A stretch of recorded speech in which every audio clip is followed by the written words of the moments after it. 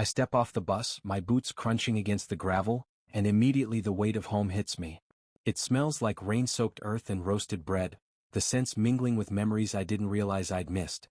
My heart hammers against my ribs, nervous, excited, desperate for something familiar. I glance around the small town square. It looks the same, yet somehow smaller, quieter, like it's been waiting for me to return and forgot how to breathe without me. Hey, over here. Emily's voice cuts through my thoughts, sharp and warm. I turn, and there she is, waving frantically, a grin splitting her face. My chest tightens. Relief. I jog toward her. You're actually here, she says, grabbing my hands. I wasn't sure for a second. I had to come back, I murmur, trying to steady my voice. I stop. Words fail me. My throat feels raw. It's good to see you. Her eyes search mine, reading the scars that don't just mark my skin. You look exhausted. I am. I laugh, short and bitter. Exhausted, hungry, maybe a little scared. But alive. She squeezes my hands. That's what matters. And hey, you made it home. That's huge. We walk together toward the old bakery on Main Street. I notice the way the sunlight glints off the faded sign, the way the town hasn't changed in some ways but everything feels smaller, softer, quieter. My stomach knots. So, Emily says, nudging me. Any idea how Claire's taking your return? I pause mid-step. My stomach drops. I don't know. I haven't seen her yet. I thought she'd be waiting. Emily tilts her head. You think she's changed while you were gone? I don't know, I admit. I hope not. God, I just hope she's the same. As if on cue, I spot her across the square. Claire. My Claire. She's talking to someone I don't recognize. Her laughter is soft, polite, but her eyes don't find mine. I swallow hard. My chest tightens and the warmth I felt moments ago drains like water through a sieve. Claire? I call, stepping closer. She glances up briefly, her expression polite, distant. Oh, you're back. I force a smile. I've been gone a long time. I thought. You thought what? She interrupts, her voice clipped, almost rehearsed. I thought you'd, be waiting, I confess, my voice breaking slightly. She glances back at the stranger, whispering something I can't hear. I feel a pang of something sharp, jealousy, fear, confusion. Emily's hand on my shoulder is grounding. Don't jump to conclusions, she murmurs. I clench my fists, trying to push the knot in my stomach down. I wanted it to be like before. Like I left yesterday, not months, not years. Claire finally looks at me fully. There's a flicker of recognition, maybe guilt, but it disappears quickly behind a polite smile. I'm glad you're safe, she says softly, then turns back to the stranger. The sight of her like that, distant, almost cold, hits me harder than any battle ever did. My chest aches. My hope trembles. Emily frowns at me. Hey, don't let it get to you yet. Talk to her. Find out what's going on. You deserve that much. I nod, but I feel my courage faltering. The warmth I imagined, the love I dreamed of returning to, feels like it's slipping through my fingers. The town smells the same. The streets are familiar. But something essential has shifted. Do you think things will ever be the same? I whisper, almost to myself. Emily gives my hand a gentle squeeze. I don't know. But you'll face it. You always do. I look at Claire again. She's smiling, laughing softly at whatever the stranger just said. I swallow hard, the knot in my chest refusing to ease. Home isn't exactly what I expected. And maybe it never will be. I find myself lingering outside the cafe, waiting for Claire to finish whatever conversation she's having. I thought coming home would bring relief, a sense of peace. Instead, my chest tightens, knotting around every laugh I hear from inside. Why does she laugh like that? I mutter under my breath. Emily leans against the wall beside me, arms crossed. Like what? Like I don't know. Not like she's happy to see me. She's happy to be with him. My voice falters. You don't even know who he is yet. I saw him, I snap, then immediately bite my tongue.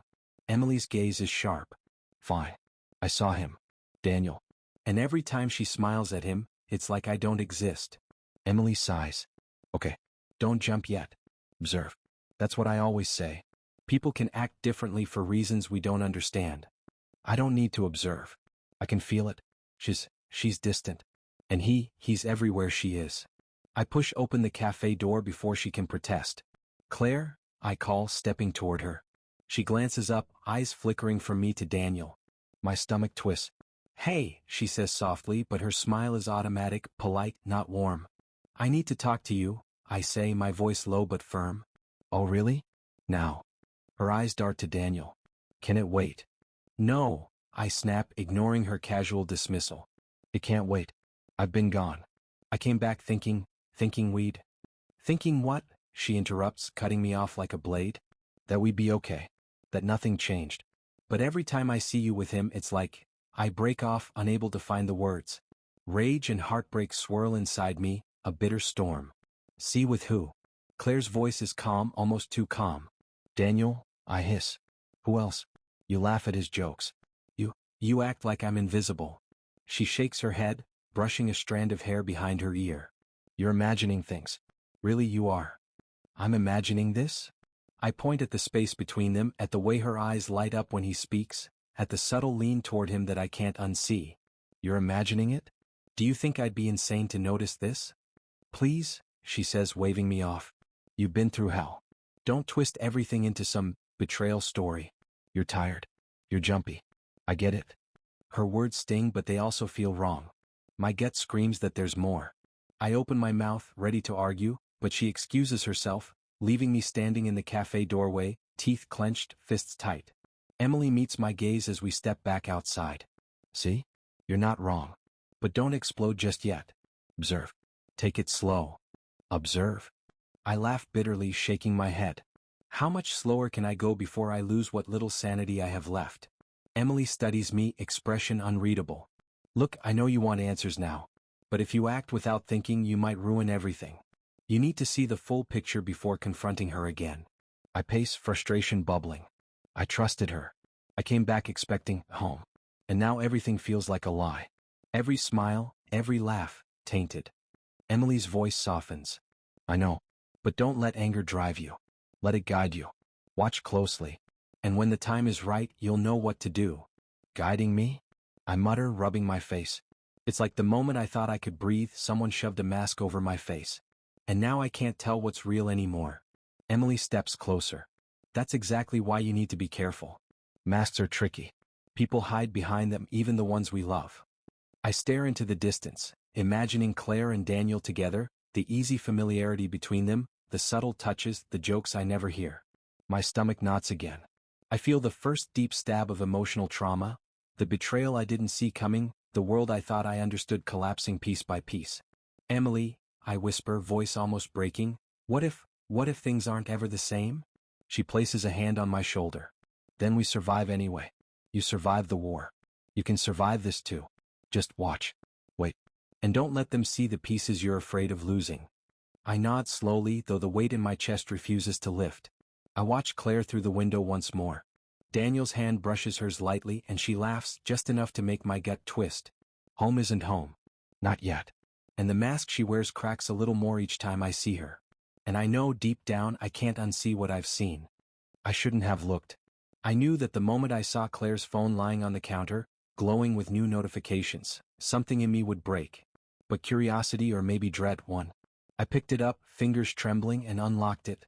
And there it was. Messages. From Daniel. Every word, every hidden joke, every late-night plan carefully masked as something innocent. My stomach clenched. My chest felt like it was being crushed. I didn't even notice Emily standing behind me until she cleared her throat. You found something? I turned to her, voice sharp. Found something? Emily, this isn't just something. I catch myself choking on the words. She's been with him. All along. Emily exhales slowly. I told you to watch, didn't I? I know what you told me. But I never imagined. I trail off, staring at the phone as if it will explain itself. I fought Emily. I came back alive, thinking I'd be home, thinking we had something real. And my fists clench around the device. She what? Betrayed you? Yes. I almost shout. Every smile, every laugh, every word, it wasn't for me. It was for him. And she hid it. She hid everything from me. Emily steps closer, hand on my shoulder. Breathe. You can't let this destroy you. Not yet. Think before you act. I shake her off, pacing. Act? What kind of act can I perform after this? She's been lying to me. And Daniel. I can see it in the messages. The way he talks to her, the way he calls her, my everything. Do you know what that feels like? My voice cracks. Do you? Emily's eyes soften. I know it hurts. I do. But right now you need clarity, not confrontation. You're clouded with rage. Wait. I slam the phone down on the counter, the screen lighting up again with another message from him. Can't wait to see you tonight. My vision blurs. I can't wait? She's supposed to be mine. Do you understand? I nearly died out there. I risked everything. Emily grips my arm gently. And you still matter. That hasn't changed. Don't let them make you think otherwise. I trusted her. I yell, stepping back. My hands tremble. I trusted her with everything I had left. And she just threw it away for him. Emily swallows. She didn't respect your trust. That's true.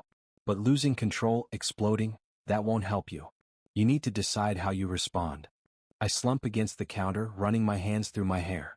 The images of the battlefield flash through my mind, the mud, the blood, the screams.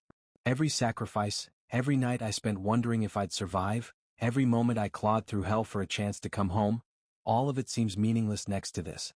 She's just selfish, I whisper, voice breaking. And he's charming, but it's all lies. He's poisoning everything. I can feel it. Emily kneels slightly, meeting my eyes. Yes. But you, she pauses, letting me absorb her words. You survived the impossible. You didn't break there. Don't break here. Observe, plan, and take back your power. I inhale, trying to steady myself. Rage still simmers, but beneath it grows something else, resolve. My fists unclench. My vision sharpens. I won't let this betrayal define me. Not this, not her, not him. I glance at the phone again. The messages mock me, but I see them differently now. Evidence. Truth. Proof that I was blind but not weak. What should I do? I whisper to Emily. Don't confront yet, she advises. Make sure you know the truth fully. Watch their next moves. And when the time is right, she doesn't need to finish. I understand. I nod slowly. The hurt is still there, raw and gnawing, but so is the fire. The same fire that carried me through the war. The fire that made me survive when others fell. That same fire will carry me now. I won't let this destroy me, I murmur, more to myself than to her. I can't. I won't. But, I glance at the phone one last time, then back at Emily. I don't know how to face her yet. I don't know how to face him. Emily squeezes my shoulder. You will. When you're ready. Just remember, you survived the battlefield. This is different, but you're still you. And that's what matters. I pick the phone up again, staring at Daniel's name. A seed of clarity takes root in the chaos of betrayal and heartbreak. I will survive this. I will endure. And I will decide how to respond on my terms, not theirs. The rage, the grief, the disbelief, they swirl inside me like a storm, but I feel my resolve hardening. I am alive. I am not broken.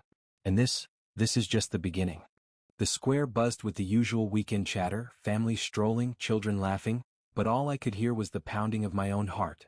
I had promised myself I wouldn't act rashly, but the betrayal burned too deep. I couldn't let it fester any longer. Not here. Not ever. Claire, I called out, my voice cutting across the crowd. Heads turned. Whispers began. She looked up, startled, then composed herself quickly. What is it? She asked, her tone casual, almost teasing. Don't play games, I said, stepping closer. I know everything. All of it. Daniel appeared beside her, a smirk tugging at his lips. Everything? Sounds dramatic, he said, voice smooth, mocking. You think this is a joke? I snapped. Do you even realize what you've done? Do you know how much trust you shattered? Claire's eyes flicked to him, and for a second I thought I saw guilt, but it disappeared as quickly as it came. I don't know what you're talking about, she said, voice light, controlled. I shook my head, anger rising. Don't lie to me. I have the messages, Claire. I've seen them all. Messages? From Daniel? She asked, feigning surprise. You're imagining things again. You've always been a little sensitive. Sensitive? I shouted, my voice cracking. Sensitive? I went to war. I fought for every second I'd get to come home to you. And this is how you repay me. The crowd murmured, whispers growing louder. People I'd known my entire life were watching, and I felt every eye on me, but I couldn't stop. Not now. Daniel stepped forward arrogantly. Look, buddy, maybe take a deep breath. She's not yours anymore. Face it. Not mine. I laughed bitterly, shaking my head. Not mine? I survived hell for this town, for her. And you? I jabbed a finger at him. You sneak around thinking you can take what's not yours? Claire's expression hardened. You're being ridiculous. This is a private matter blown out of proportion. People talk too much. You're letting your imagination ruin everything. Private? I repeated, incredulous. You call secret messages private? Late-night meetings? What? This is betrayal, Claire. Pure and simple. And don't act like you don't know it. Her eyes flashed with irritation. I don't have to admit anything to you. You've been gone. You've built stories in your head. Maybe it's time you accepted life moves on. The crowd's murmurs grew louder. I felt shame prick at me, but it was mixed with fury. My dreams of love, the life I thought we'd have, lay in pieces at my feet. And yet, something inside me shifted. I wasn't going to collapse completely. Emily stepped beside me quietly, placing a hand on my arm. No words, just support. That touch grounded me, reminded me I wasn't completely alone. You lied, I said to Claire, softer now but with deadly intent. Every smile, every word, every touch, you betrayed me. And you're standing here, pretending it's nothing? Her lips pressed into a thin line. I'm not pretending. You've chosen to interpret everything your own way. You see betrayal where there is none. I shook my head, voice rising again. No. I see the truth. And Daniel, I turned to him, rage in my chest. You used her. You knew I'd come back. You both thought I'd never find out. But I did. Daniel's smirk faltered, replaced by a sneer. So what now? You're gonna yell at us? Cry in the street?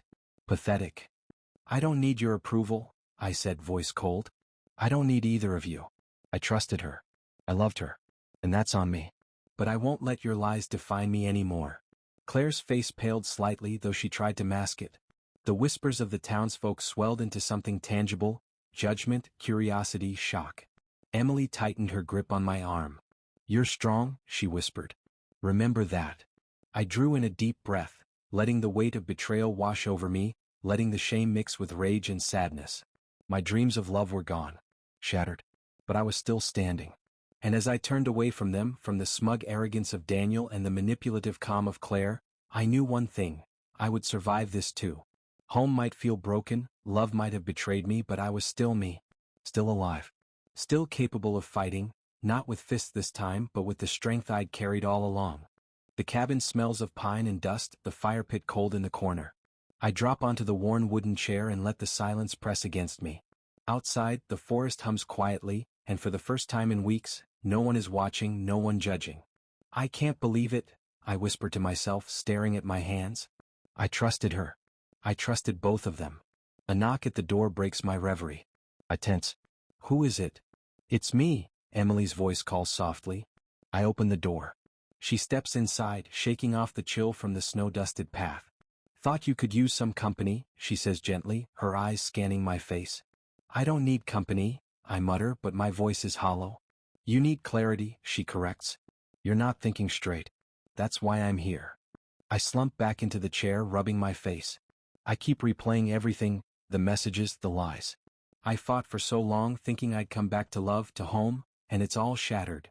Emily sits across from me, hands clasped. I know. I can't imagine the pain, but sitting in rage won't help. You have to see this clearly. I don't even know what clarity looks like anymore, I admit. I remember her laugh, the way she held my hand.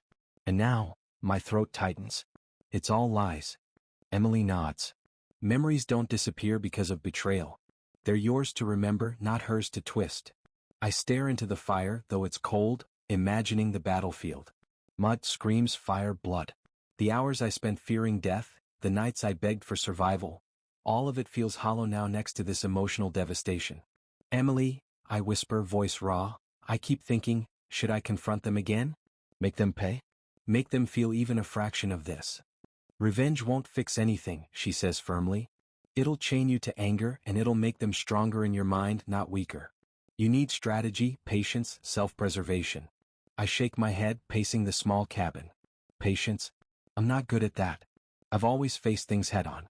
Always fought. And look where fighting head-on got you? Emily challenges softly. You survived the war, but this isn't a battle of guns or bullets. It's a battle of minds, of emotions. You need to be smarter. I sit heavily, head in hands. I keep seeing her face. The way she smiled at him, the ease with which she lied. And Daniel, that smirk like he owned everything. How do I stop imagining them together? You stop obsessing, Emily says gently. You redirect that energy. You reflect. You rebuild yourself first. Revenge isn't an answer yet because you're not ready. Healing is your weapon, not rage. I close my eyes, letting her words sink in. Flashbacks of Claire flood my mind. Our first walk through the forest, the late-night talks, the quiet mornings. They're beautiful memories now mixed with sharp images of war. Fire, smoke, screaming men, the stink of blood. Love and trauma blend until I can't tell which scars are deeper. I want to feel like myself again, I whisper. You will, Emily assures me. But first you need to be patient. Think. Plan. And when the time comes, you act. Not from pain, not from betrayal, but from strength. I nod slowly. The fire feels warmer now, though it's just in my mind. Solitude isn't punishment, it's preparation. My hands unclench. My breath steadies. I thought retreating would make me weak, I admit. But maybe it's the only way I can find strength. Emily smiles softly. Exactly. Reflection doesn't make you weak. It makes you aware. And awareness is power. I stand, moving to the window. Snow drifts past, blanketing the world in white. For the first time in days, I feel a small measure of control. The betrayal is real. The pain is real. But so am I. And I will survive this. I glance back at Emily. Thank you for being here. Even when I'm a mess. She shrugs, smiling faintly. I always will be. But remember, the next step is yours. Choose wisely. I nod again, staring at the quiet forest outside. The war may have ended, but this battle, inside me, is just beginning. And for the first time, I feel ready to fight it on my own terms. I sit at the edge of the town square, watching. The cold autumn wind stirs leaves across the cobblestones, but my mind is warmer than it's been in weeks. Focused, sharp. I've decided I won't confront Claire or Daniel directly again. No shouting, no tears, no public collapse. I'll let the truth unravel on its own, quietly, systematically. Emily leans beside me, hands wrapped around a cup of coffee. You're certain about this? She asks, eyes cautious. I have to be, I reply, voice low. If I lose control now, it won't matter. But if I stay patient, I can expose them without lowering myself to their level. She nods, her gaze steady. Smart. Calculated. But don't lose yourself in it. Remember, every move counts. I sip my own coffee, eyes fixed on the couple across the street. Claire laughs at something Daniel says, tilting her head in that way that used to melt me. It doesn't. Not anymore. Now it only sharpens the edge of the plan forming in my mind. The first step, I murmur, is to gather the little truths. The things they think no one sees. The whispers, the lies, the arrogance. All of it. Emily watches silently, knowing better than to interrupt. I scan the cafe, noting their friends, the town officials who nod politely at Daniel. Every interaction is a potential thread. Later I find myself near the bakery, pretending to browse. Claire emerges, laughing softly, a friend hanging on her every word. I drift closer, careful to stay in the shadows, listening. He thinks I don't know, but trust me, he has no idea, Claire whispers, a smile playing on her lips. My stomach clenches, but my face remains calm.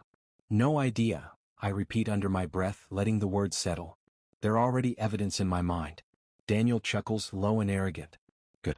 Let him stew. He always overestimates himself.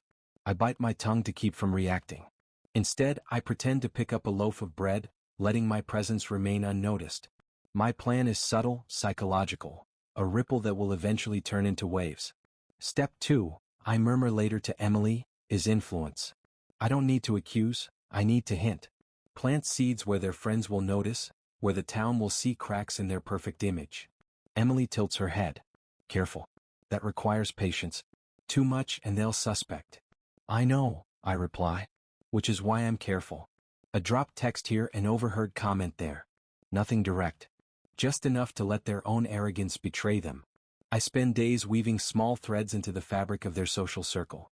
I smile at friends who gossip naturally, steering conversations subtly toward Daniel's arrogance, Claire's secrecy. I act surprised, naive, letting others draw conclusions while I remain the observer. One evening, I overhear a conversation between town officials and Claire's friends. Her laughter, once endearing, now sounds hollow. You really think he'll ever trust her again? A friend asks. Not a chance, another replies, shaking their head. And Daniel? He's not as charming when people see the truth. A small grin curls my lips. Patience is paying off. They don't know I'm listening, but I know the pieces are moving. Emily joins me later, eyebrows raised. You're not doing this for revenge alone, are you? She asks softly. I stare at the setting sun, words heavy. I don't know anymore. Maybe I am. But if it is revenge, it's different from their kind. I'm not hurting anyone out of selfishness. I'm letting the truth speak. And that makes it worth it. She studies me, quiet for a moment. Just remember, your conscience stays intact if you never lie, never cheat, never stoop. Observation, strategy, clarity. That's your power. I nod. Exactly. And every time they slip up, every hint they leave, it becomes a thread I can pull. Karma maybe, but guided by me. The following week, I orchestrate subtle confrontations. A casually mentioned message, a question dropped just loud enough for someone else to hear. I watch as whispers ripple through the town. Daniel's smirk falters slightly when a friend raises an eyebrow at a comment. Claire's careful poise cracks when someone laughs knowingly at one of my hints. Emily notices my tension. Are you proud? She asks quietly. I pause. I don't know if it's pride. Satisfaction maybe. It's like setting the pieces in motion and knowing they'll fall on their own. I don't have to hit them directly. The weight of truth will do it for me. By the weekend, subtle murmurs have become gossip, and the town's perception begins to shift. Daniel and Claire still don't suspect me, they're blind in their arrogance, but their carefully maintained image starts to crumble. Their smiles falter in public. Their lies are whispered about behind closed doors. I sit in the shadows, watching them unknowingly spiral. My chest tightens, a mix of satisfaction and unease. This is different from war, different from confrontation. It's psychological, precise, surgical. And I feel a strange sense of control I haven't felt since before the betrayal. Emily nudges me lightly. You're ready for the next stage. But remember, you are stronger than this. Don't let it consume you completely. I glance at her, then at the couple laughing nervously as their friends look on with suspicion. The storm I've set in motion will continue without my direct interference. I don't need to yell, to fight, to break. I only need patience, observation, strategy. And as I watch, a thought crystallizes in my mind. The true power of revenge is letting the betrayers destroy themselves with their own lies, while I remain unbroken. And for the first time in weeks I feel almost free. I sit on the park bench, hands wrapped around a warm cup of coffee, watching the world move while my plan unfolds like a storm. The wind whistles through the trees, but I barely notice it. My focus is elsewhere, on Claire, on Daniel, on the subtle cracks that are finally widening. Emily leans beside me quietly, her presence steady. You're enjoying this a little too much, she teases softly. I smirk. Not enjoying, satisfied. Watching them unravel without touching them, it's precise. She nods, cautious. Just make sure it stays that way. You're stronger when you don't stoop. I glance across the square. Claire is arguing with Daniel, her voice sharp and urgent. I strain to catch snippets. You promised, Daniel. I can't do this if... I did nothing wrong, he snaps, voice cracking for the first time. It's not my fault people see what they want to see. I feel a small pulse of triumph. Their friends linger nearby, murmuring, glancing between the two. Daniel's arrogance, once unshakable, is starting to falter under scrutiny. They're panicking, I whisper. It's working.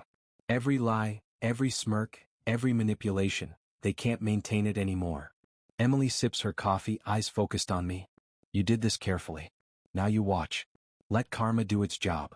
Claire's voice trembles now. I didn't mean for it to go this far.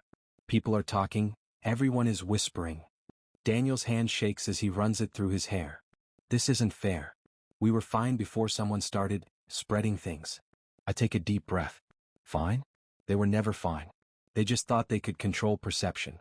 And now, they can't. A small smile tugs at my lips, but guilt tugs back. Watching them suffer, even subtly, feels like standing on a battlefield knowing I'm alive while others fall. The satisfaction is real, but the pain of betrayal still lingers. Claire glances around nervously, spotting the town officials, friends who have begun to whisper amongst themselves. Daniel, maybe we should explain? Explain what? He snaps, panic rising. They've seen the texts, Claire. The messages. The secrecy. I lean back slightly, letting the weight of the truth do its work. No accusations from me. No shouting. Just observation. And every reaction they give fuels the clarity I've gained, the emotional power I never had while blind to their deceit. Emily whispers, see how quickly arrogance crumbles? I do. I murmur. And notice how fragile guilt is. It's in every glance, every hesitation, every forced laugh. Claire's voice cracks. I never meant for anyone to find out. I didn't know it would come back to me. Daniel's face pales. You let it spiral, Claire. You let it happen. And now, he swallows hard, voice dropping. I don't even know what to say. Their friends edge closer, whispering accusations, half-statements, questions.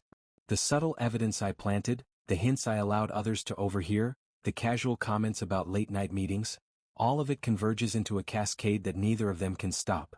I shift on the bench, feeling a strange mix of relief and guilt. I didn't lie. I didn't cheat. I only set the conditions for truth to reveal itself. And yet, the pang of watching someone crumble, even a betrayer, is real. Emily watches me closely. This is the test, she murmurs. Do you let it end here, or do you let anger consume you? I won't let it consume me, I reply. I survived the battlefield. I survived betrayal. I can survive this without becoming them. Claire collapses onto a nearby chair, hands clutching her face. I didn't mean to hurt him. Daniel crouches beside her, voice low, shaky. I didn't either. But, he swallows hard, glancing around as whispers continue. We can't fix this. Not now. Not here. I feel a tightness in my chest, a blend of triumph and lingering sorrow. Their downfall isn't loud, isn't violent, but it is real. Public perception shifts subtly, imperceptibly at first, then more clearly. Their reputation, once carefully curated, falters. Their confidence crumbles. Emily leans closer. Notice it? The truth works faster than any lie ever could. And you're still whole. I nod, staring at the pair. Yes, whole. And clear. I can feel it, strength without rage. Satisfaction without cruelty. This is the power of patience. They speak in low voices now, murmurs of regret, panic, and confusion mixing with the whispers of the townsfolk. The social weight bears down on them, and I watch quietly, my heart steady, my mind focused. I glance at Emily, a silent gratitude passing between us. She knew I could navigate this without losing myself. She knew I could turn betrayal into clarity. As the sun dips below the horizon, Claire and Daniel huddle together, desperate and small, while the town's whispers grow louder. And I remain standing in the calm center of it all, wounded but unbroken, watching karma unfold naturally, beautifully, and inevitably. I feel the lingering ache of heartbreak, but I also feel power, the emotional clarity and resilience that comes from surviving, from observing, from letting truth do the work instead of my hands. And for the first time in months I am free. I waited at the edge of the town square, my hands deep in my coat pockets, the crisp evening air biting at my skin. I'd watched the subtle unraveling for weeks, but now I needed the truth. Not whispers, not rumors. Claire and Daniel had to admit it themselves. Emily stood beside me silently, her presence steady, grounding me. Are you ready? She asked, voice low. I have to be, I replied. No more shadows. No more waiting. I need this to end cleanly. I spotted Claire first, pacing near the fountain, eyes darting nervously as she spoke to Daniel. He looked uneasy, an uncharacteristic tension in his posture. I stepped forward. Claire, I said firmly, my voice carrying. Heads turned, but I ignored them. We need to talk. Now. She froze, lips parting. I don't think this is the time. It's the only time, I cut her off. No more lies, no more games. I've seen everything. I know about him. I know about the messages. I know about the secrets. Daniel's face twisted into a smirk, then faltered when I glared at him. You think you can just walk in here and... I'm not here to fight you, I said, voice calm but edged. I'm here for the truth. And I will have it. Claire's shoulders sagged slightly, the first crack in her mask. She began, then swallowed hard. I never wanted to hurt you. I thought I could have both, and I was selfish. I was wrong. I let the words sink in. The admission, raw and hesitant, struck me like a blow. But instead of rage, I felt relief. Finally, honesty. Daniel stepped closer, attempting to intervene. Claire. Don't, I snapped. My eyes locked on him. No excuses. Not from either of you. The truth is here finally. Own it. His smirk wavered. Look, it's complicated. You left, you were gone, and... I fought in a war, I said, voice rising just enough. I risked everything thinking I'd come home to love, to trust. And you both thought that gave you free rein to lie, to manipulate, to betray me? Claire flinched at my words, shame breaking through her nervous composure.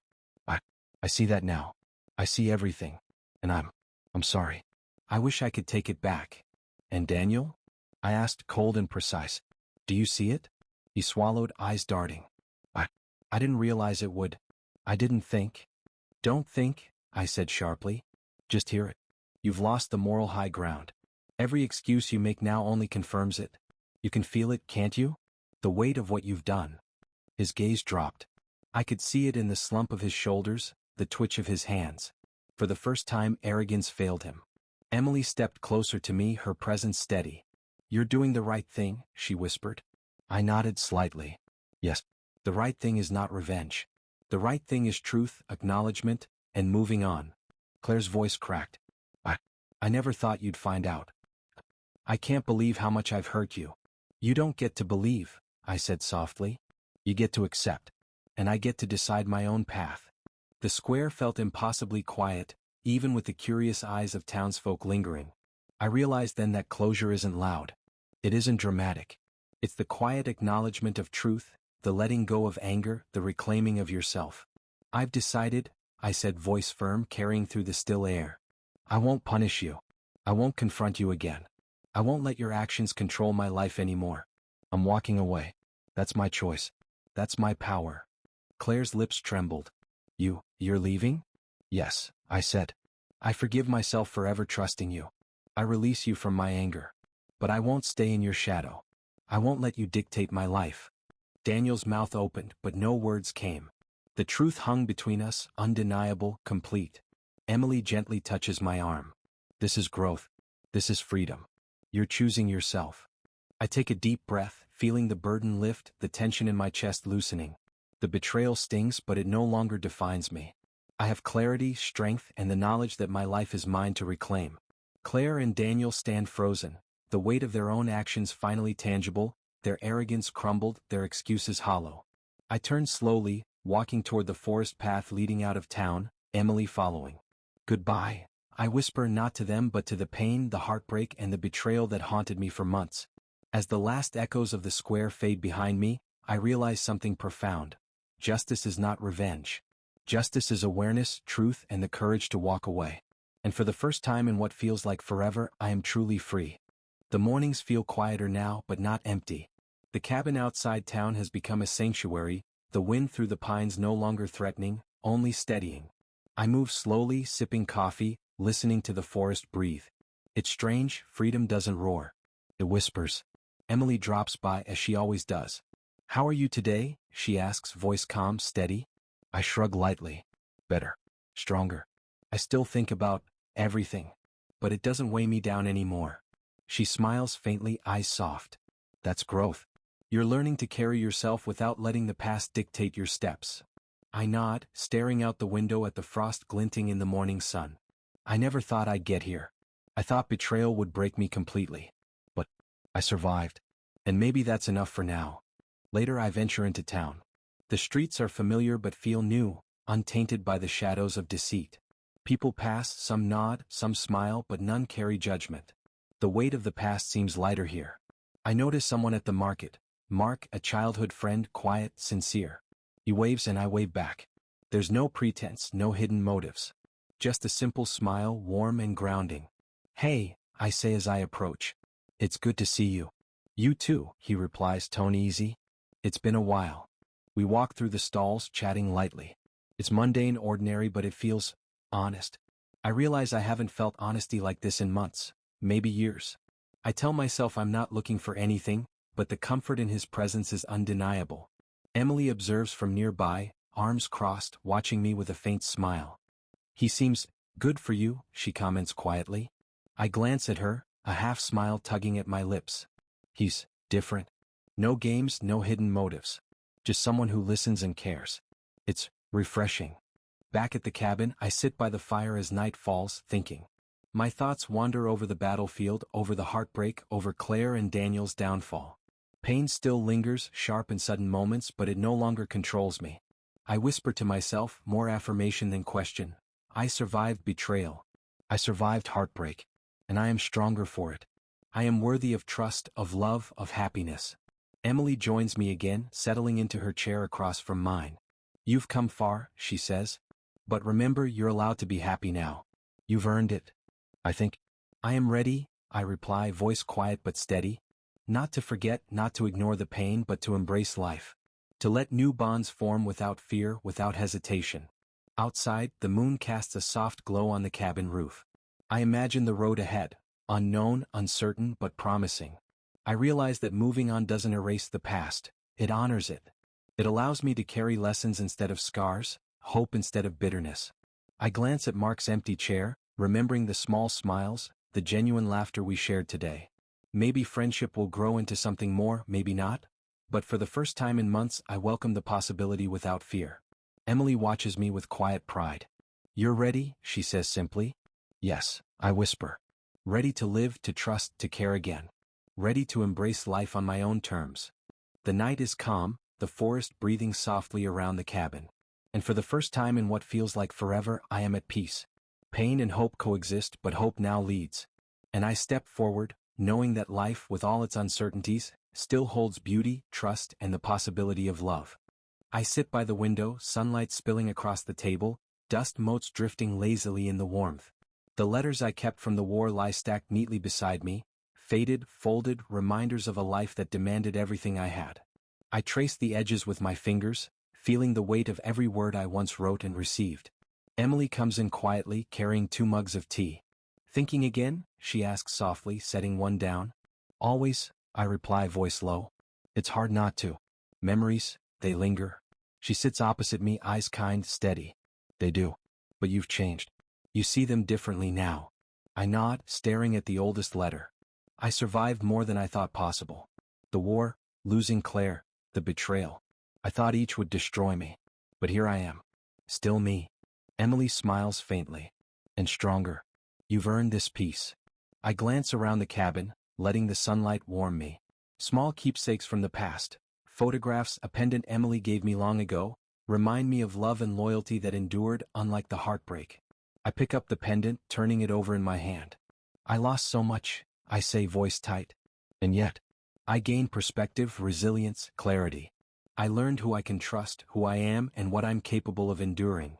Emily sips her tea. It's what life teaches when it breaks you. And you let it teach, not destroy. I exhale slowly. I think about Claire sometimes. I think about Daniel. And I don't feel the same rage anymore. Just understanding. Understanding that some people are never meant to stay, and that's not weakness, it's a lesson. She nods. Exactly. Lessons shape us. They don't have to define us. I smile faintly, watching the shadows shift across the floor. I keep the memories of love too, the good ones. The walks, the laughter, even the quiet moments. They remind me that life is beautiful even when it hurts. Even when people fail you. I learn to carry both grief and gratitude in the same breath. Emily reaches across the table, touching my hand. And you do it gracefully. That's the real strength. I look down at her hand, warm and steady, and then back at the letters. I'll keep them. Not as anchors, but as proof. Proof that I survived, that I loved fully, and that I can move forward without fear. Proof that heartbreak is not the end, it's a teacher. She smiles, squeezing my hand. You've found your way. And your heart, it's open again, even if gently. I nod, letting a small, genuine smile form. Yes, gently but open. And I can embrace life, the future, even the unknown. I carry hope now, alongside memory and wisdom. And that is enough. The wind moves through the pines outside, brushing against the cabin softly, like a whisper of encouragement. I watch the sunlight shift, warm and steady. The past remains, but it no longer controls me. I am here. I am whole. I am ready. And for the first time in a long time, I feel complete.